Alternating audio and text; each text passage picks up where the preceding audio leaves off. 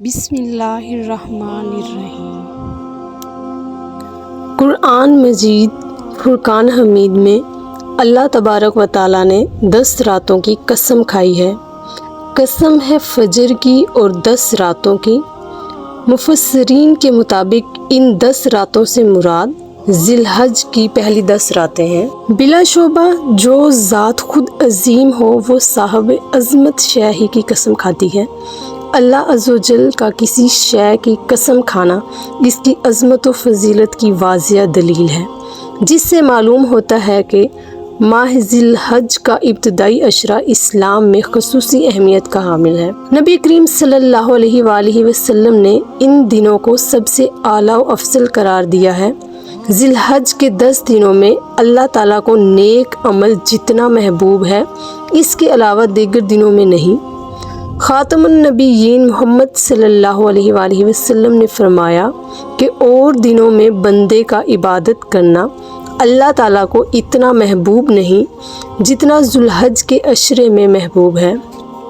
اس عشرے کے ہر دن کا روزہ سال بھر کے روزوں کے برابر اور اس کی ہر رات کے نوافل شب قدر کے نوافل کے برابر ہیں۔ ایک دوسری حدیث میں خاتم النبیین محمد صلی اللہ علیہ وآلہ وسلم کا ارشاد گرامی ہے کہ دنیا کے افضل ترین دن ایام العشر یعنی ذی الحج کے 10 دن ہیں۔ صحابہ کرام نے عرض کیا، کیا اللہ کے راستے میں جہاد بھی ان دنوں کے عمل سے بڑھ کر نہیں؟ فرمایا، نہیں، جہاد فی سبیل اللہ بھی نہیں، سوائے اس شخص کے جو اپنی مال و جان کے ساتھ نکلا اور ان میں سے کسی چیز کے ساتھ واپس نہ لوٹا۔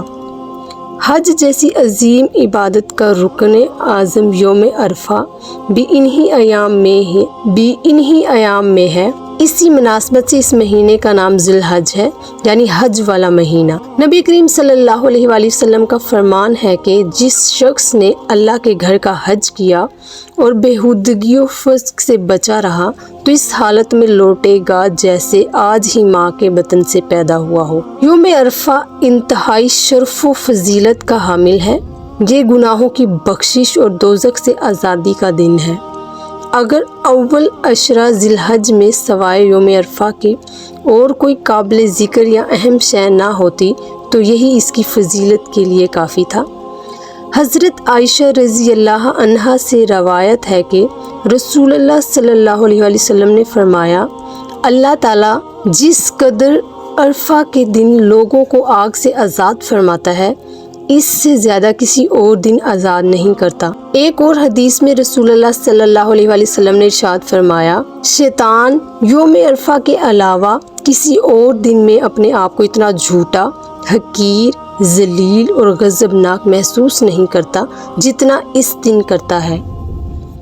یہ محض اس لیے ہے کہ اس دن میں وہ اللہ کی رحمت کے نزول اور انسانوں کے گناہوں سے صرف نظر کا مشاہدہ کرتا ہے۔ حضرت قادہ رضی اللہ عنہا سے روایت ہے کہ حضور اکرم صلی اللہ علیہ وآلہ وسلم نے ارشاد فرمایا، عرفہ کے دن کے روزے کے متعلق میں اللہ تعالیٰ سے پختہ امید رکھتا ہوں کہ وہ اس کی وجہ سے 1 سال پہلے اور 1 سال بعد کے گناہوں کو معاف فرما دیں گے۔ مذکورہ حدیث سے معلوم ہوا ہے کہ عرفہ کے دن کا ایک روزہ 1 سال پہلے اور 1 سال بعد کے گناہوں کی معافی کا سبب بنتا ہے۔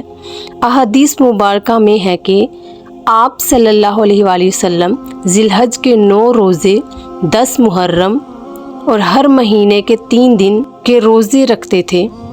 واضح رہے کہ عشرہ ذی الحج میں روزے 9 ذی الحج تک ہی رکھے جا سکتے ہیں۔ 10 ذی الحج کو عید ہوتی ہے جس کا روزہ رکھنا جائز نہیں۔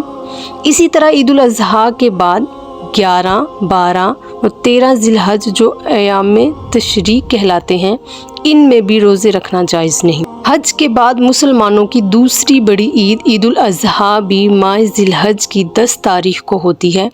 عید کا دن جہاں خوشی و مسرت کا دن ہوتا ہے، عید کی رات انعام کی رات ہوتی ہے، اور اللہ تعالیٰ کی خصوصی رحمت اور نوازش عید کی رات میں ہوتی ہے، چاہے وہ عید الفطر کی رات ہو یا عید الاضحیٰ کی رات دونوں نہایت ہی اہمیت والی راتیں ہیں اور انسانوں کے لیے سعادت کا ذریعہ ہے۔ نبی کریم صلی اللہ علیہ وسلم نے فرمایا کہ جس شخص نے عیدین کی راتوں میں اللہ کی رضا اور ثواب کے حصول کی خاطر قیام کیا تو اس کا دل اس دن مردہ نہیں ہوگا جس دن لوگوں کے دل مردہ ہو جائیں گے۔ قربانی جیسی عظیم اور محتمم بالشان عمل بھی اس مہینے میں انجام دیا جاتا ہے۔ حضرت ابراہیم علیہ السلام اور حضرت اسماعیل علیہ السلام کی عظیم قربانی کی وجہ سے قربانی کو سنت ابراہیمی کہا جاتا ہے۔